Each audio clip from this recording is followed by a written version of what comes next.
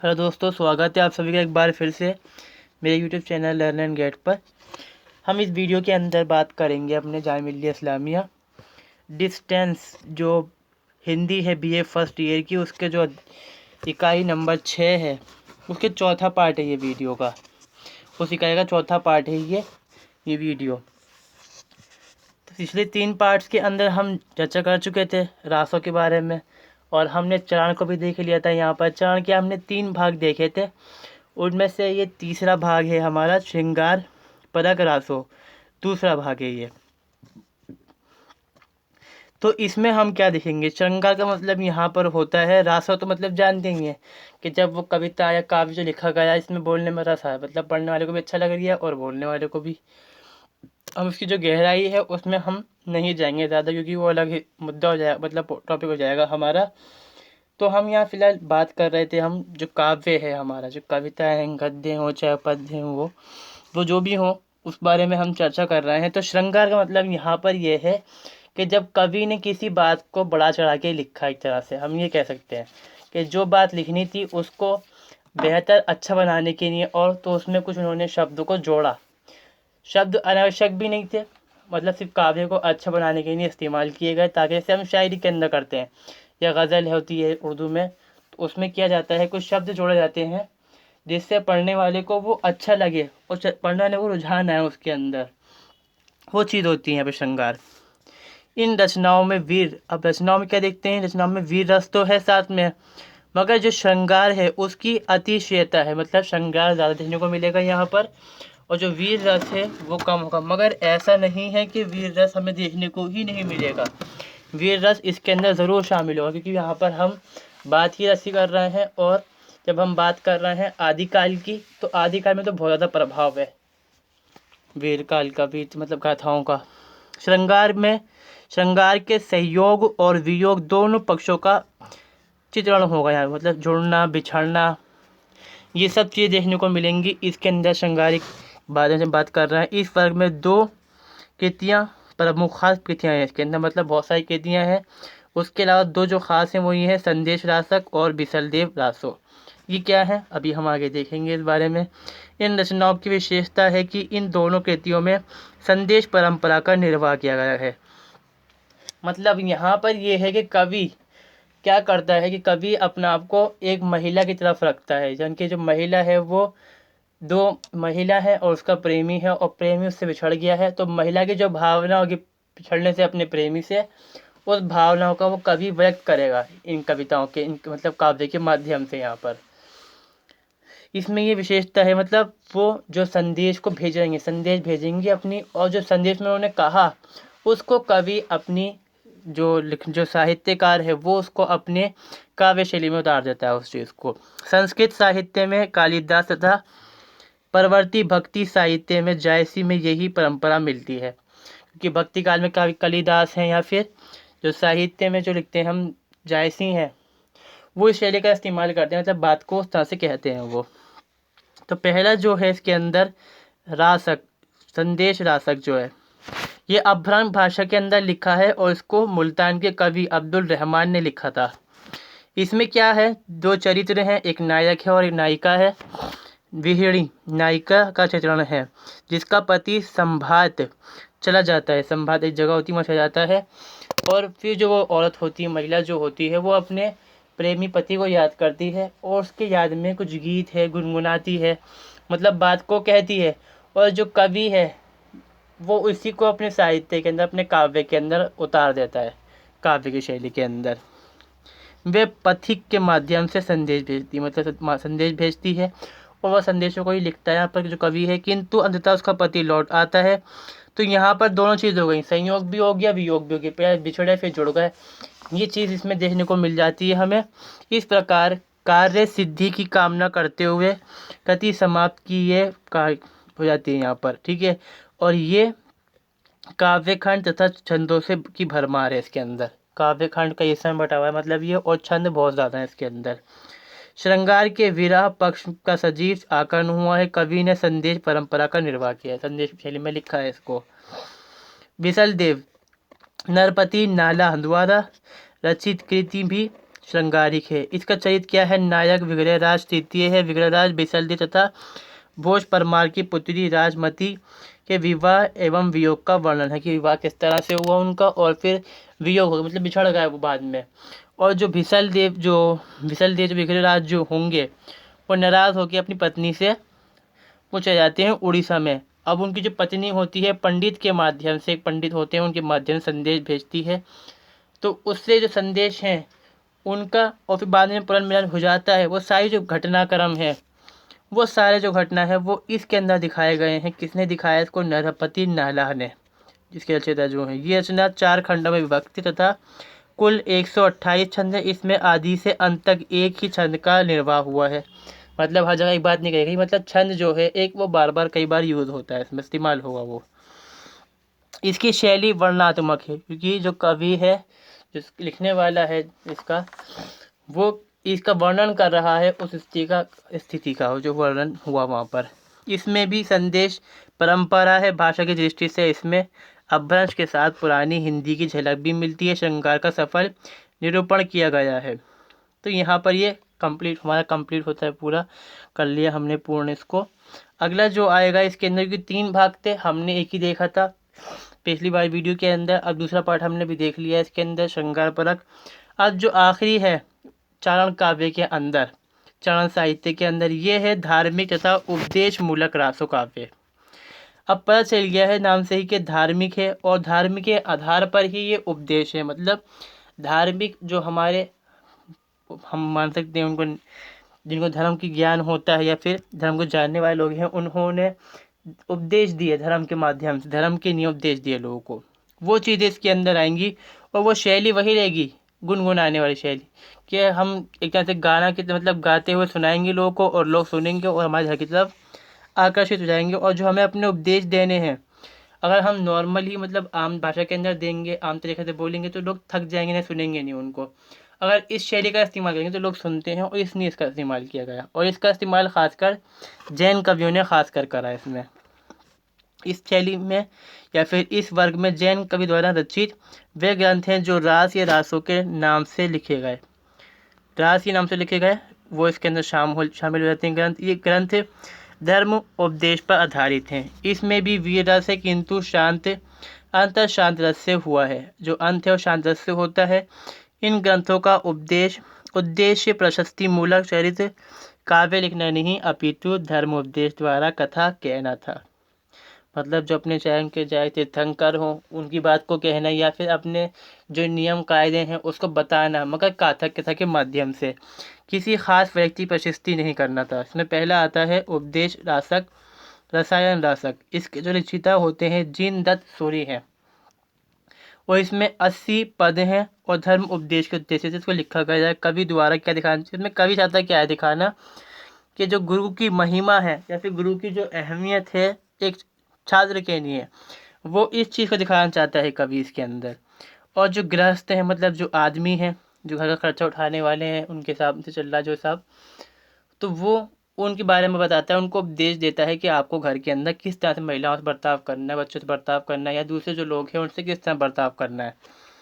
ये गीत काव्य है, यानी गीत की शैली में लिखा गया है तथा अपभ्रंश भाषा में रचित है। अगला जो है वो भरतेश्वर बाहुबली, मतलब बहुत सारे लिखे गए, उसमें 3 के बारे में चर्चा करेंगे हम यहाँ पर। ये ग्रंथ आचार्य शांति शाली भद्रसूरी द्वारा रचित है, प्रणीत है मतलब लिखा गया है। मुनि जिन विजय इस कृति को जैन साहित्य की राज परंपरा का प्रेरणाता मानते हैं, मतलब प्रेरणा देना वाला मानते हैं इसको, किससे शुरुआत हुई। इसका कथनक जैन पुराणों में प्रमुखता से उल्लेखित है। और इसमें ऋषभदेव के 2 पुत्रों भरत और बाहुबली के युद्ध का वर्णन मिलता है, क्योंकि इसमें वीर रस भी है। जो वीर रस है इसमें मिलता है, मगर आखिर में जो शांत होता है वो शांत रस हो जाता है इसमें छंद कितने हैं? 205। और इस कृति की भाषा है अपभ्रंश, जिस पर पुरानी राजस्थानी और गुजराती भाषा का प्रभाव देखने को मिल जाएगा हमें। चंदन बाला अंत में हम पढ़ेंगे। इस कृति को लिखा था आसगु ने, और ये कृति बहुत ही छोटे इसमें लिखा गया लघु कथा है, मतलब बिल्कुल ये, और इसमें सिर्फ 35 छंद हैं। और राजा इसमें क्या लिखा गया है? राजा दाधी वाहन की पुत्री चंदन बाला की करुण कथा है, जिसमें वो क्या करती है, जो चंदन बाला है वो महावीर स्वामी से दीक्षित हो जाती है, मतलब मोक्ष प्राप्त कर लेती है वहाँ से। और यही सारी कथा बताई जाती है कि वो पैदा कहाँ से हुई, कैसे जो भी उसका जीवन चला और उसने अंत में किस तरह से मोक्ष प्राप्त किया। अब इसमें हम देखेंगे रासो काव्य की विशेषताएं। रासो काव्य की विशेषता यहाँ पर यह है कि ये अक्सर जो ये काव्य जो लिखे गए, जो रसो काव्य लिखे गए या फिर जो चारण लिखे गए, वो राजस्थान में लिखे गए। राजस्थान के जो राजा हैं, उनके जो कवि हैं दरबारी, उन्होंने लिखा। इसको हम चारण भाटो कहा करते थे। और इसमें क्या है, इतिहास भी मिल जाएगा, इतिहास के लिए भी इस्तेमाल करते हैं इसको हम। और दूसरा हम इसको इस्तेमाल कर सकते हैं यहाँ पर काल्पनिक चीज़ों के लिए। इतिहास देखने को मिलता तो है मगर काल्पनिकता ज़्यादा है इसके अंदर, क्योंकि जो कवि हैं उन्होंने अपने जो राजा है, अपना जो नायक है, उसको बढ़ा चढ़ा के दिखाया है। जो अपनी बात को कहना है, जैसे ये मान लो जी, एग्जाम्पल हम उदाहरण लेते हैं यहाँ पर कि उनका जो नायक है, मतलब जो राजा है, वो युद्ध के मैदान में गया और वहाँ से जीत कर आया। अब वो जीत कर कैसे आया, उसने कैसे युद्ध लड़ा, उसने कोई बता दिया हो, कभी कोई या सोचता ना बताया हो। अब ये जो काम उसने कवि ने करा, वो अपने बुद्धि से करा, उसने अपने हिसाब से सोच कर उस हिसाब से घटनाक्रम बनाया, चित्र बनाया पूरा और लिख डाला उसके अंदर। तो इसलिए काल्पनिक हो जाता है, मगर ये फिर भी वर्णनात्मक होता है, मतलब वर्णन किया गया युद्ध का इसके अंदर किस चीज़ का। रासो काव्य का प्रतिपाद्य विषय आश्रित तत्वों के शौर्य और वीरता का योगदान करना था, यशोगान करना था, मतलब उनका गीत गाना था कि उन्होंने बहुत बड़े ताकतवर राजा है हमारे, बस ये करना था इसका। रवि ने अपने चरित्र नायक, मतलब अपने नायक जो राजा थे, उनका वर्णन अतिशयोक्तिपूर्ण किया है। और इन कृतों में श्रृंगार और वीर रस दोनों सुंदर शामिल देखने को मिलते हैं, मतलब परिपाक होते हैं इसमें। पृथ्वीराज रासो हो और विजयपाल रासो हो, तो इनमें क्या है, ये उच्च कोटि काव्य हैं, काफ़ी मशहूर भी हैं और ये उच्च कोटि के भी हैं। बिसल देव रासो होगा, ये तो मिलता ही नहीं है, ये बिसल देव रासो है। एक छंद का प्रयोग होता है इसके अंदर, मतलब एक छंद बार बार आ जाता है इसके अंदर। उपदेश रसायन रासक मुक्तक काव्य है, मुक्त शैली में लिखा गया है, मतलब यहाँ पर मतलब एक पंक्ति बार बार, इसलिए हम कह सकते हैं कि जब 4 लाइनें या फिर 6 लाइनें जो लिखी होती हैं, हमारी पंक्तियाँ होती हैं, उनमें से जो अंतिम पंक्ति होती है दोहराई जाती है बार बार, या फिर जो भी हिसाब होता है, मतलब ये अंतिम शब्द दोहराया जाता है बार बार, मगर वो नहीं है, ये मुक्त शैली में है, उसमें कोई पंक्ति मतलब मिलता हुआ देखने को मिलेगा नहीं। रासो काव्य में भाषा के विविध रूप पाए जाते हैं। कवियों ने काव्य में डिंगल या पिंगल भाषा में कठोर द्वित्व प्रधान शब्दों का प्रयोग किया है। डिंगल पिंगल भाषा उनका इस्तेमाल किया। डिंगल में यहाँ पर ये होता है कि संस्कृत, अरबी, फारसी, प्राकृत भाषाएं शामिल होती हैं इसके अंदर। और पिंगल में जो गुजराती जो स्थानीय भाषा होती है वो आती है। और डिंगल के नाम से क्या है, यहाँ पर इसका इस्तेमाल किया गया, राजस्थानी भाषा का जो इस्तेमाल करते हैं तो वो डिंगल है।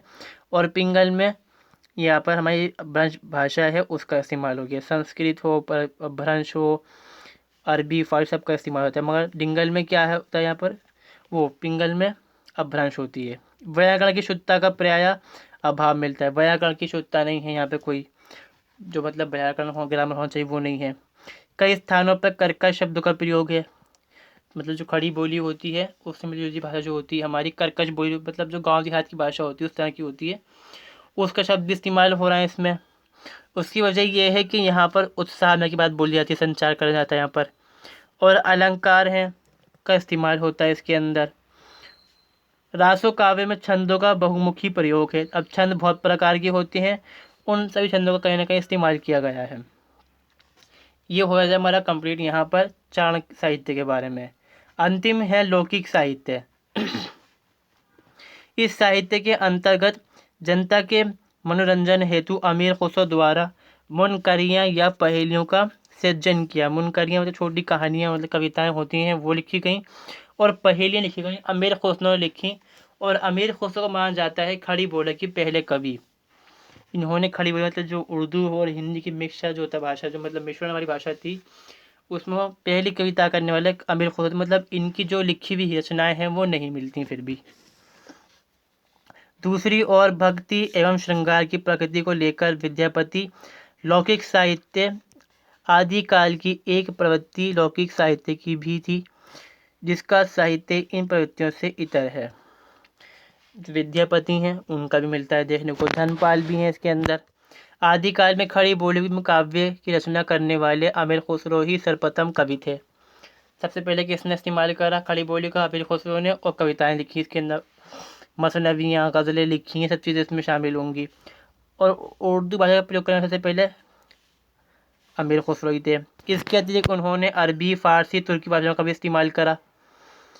इसमें ज्ञान भी था, इस्तेमाल भी करा उन्होंने। अनेक मसनवियाँ लिखी कब, और बहुत सारी गज़लें हैं, पहेलियाँ हैं, मुनकरियाँ हैं, खालिक बारी हैं, ये सब चीज़ें इन्होंने अपनी भाषा के अंदर लिखी। मगर खड़ी भाषा का इन्होंने इस्तेमाल करा, खड़ी बोली का। यहाँ पर उन्होंने अपने साहित्य में खड़ी बोली को काव्य भाषा का रूप प्रदान करने का ऐतिहासिक कार्य किया।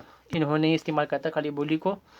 लौकिक साहित्य की श्रेणी में विद्यापति आते हैं, ये भी शामिल है इसके अंदर।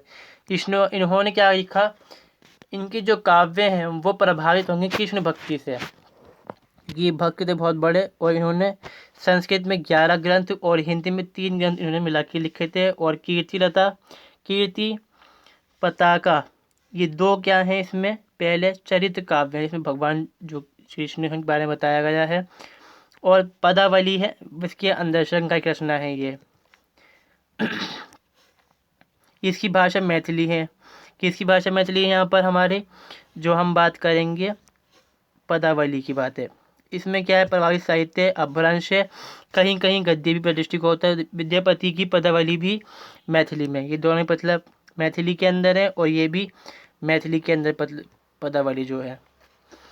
पदावली में राधा कृष्ण के प्रेम का श्रृंगारिक चित्रण किया गया, मतलब भगवान राधा, राम और कृष्णा, और जो राधा थी उनकी प्रेमिका, उनके बारे में वर्णन किया गया है पूरी तरह से। इस ग्रंथ के भाव और शैली पर जयदेव के गीत और गोविंद का प्रभाव स्पष्ट रूप से दृष्टि वे है, मतलब दिखाई देता है यहाँ पर। अपने पद में विद्यापति ने राधा के सौंदर्य, नखशिख वर्णन, अभिसार मान तथा राधा कृष्ण की प्रणय लीला का सुंदर आकलन किया है। और कवि ने संयोग वियोग दोनों का सशक्त चित्रण किया है।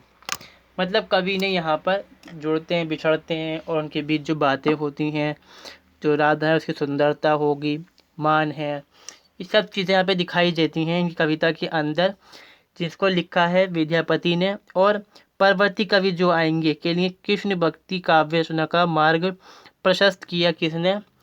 विद्यापति ने, क्योंकि बाद में बहुत सारे आएंगे कवि जो लिखते हैं इस बारे में। रीतिकालीन कवियों पर उनका प्रभाव सहज ही दृष्टिकोण होता दिखता है, मतलब साथ ही मुक्तक रीतिकालीन कवियों पर उनका प्रभाव सहज ही दृष्टिकोण, मतलब मुक्तक मतलब जहाँ पर कोई दृष्टि, मतलब या फिर कोई हम देखेंगे कि कोई जो कानून, जो लॉ है एक तरह से, मतलब जो हम कहते हैं रूल होता है लिखने का, वो यहाँ पे फॉलो नहीं होता। राहुल सत्यायन ने इनकी भाषा को पुरानी हिंदी भी स्वीकार किया। इसमें मुहावरों एवं लोकोक्तियों का प्रयोग भी तथा लोक भाषा के शब्दों का प्रयोग भी मिलता है, देखने को समावेश है, शामिल है इसके अंदर। तो ये यूनिट तो हमारी कंप्लीट होती है, और ये यूनिट की जो सीरीज़ थी पूरी हमने ये कंप्लीट कर ली है, यहाँ पर पूरी कर ली है। ये वीडियो कंप्लीट यहीं पर होती है। मिलते हैं अगली वीडियो में। अगर वीडियो अच्छी लगी तो ज़रूर लाइक करें, और मैं अपनी तरफ से पूरी कोशिश कर रहा हूँ कि ज़्यादा समझा सकूँ आपको, इसको आसान भाषा में लिख के ला सकूँ, क्योंकि किताब के अंदर थोड़ा सा ये कठोर हार्ड भाषा के अंदर मतलब लैंग्वेज में दे रखा है। मिलते हैं अगली वीडियो में।